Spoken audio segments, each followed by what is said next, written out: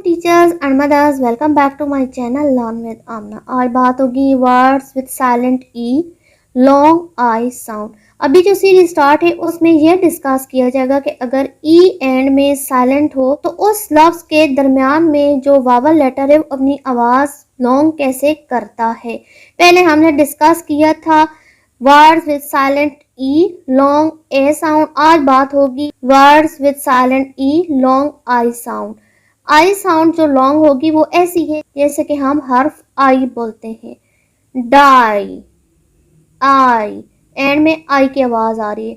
Try, ride, I'd, side, tide, life, wife, spike, mile, line, time, dine, fine, line, hide.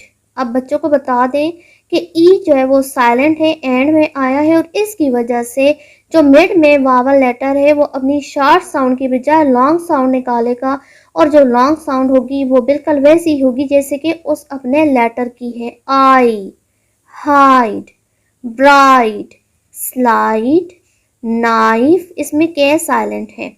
Dyke, file, smile, pine, pipe, wipe, kite, drive, five, hive, prize।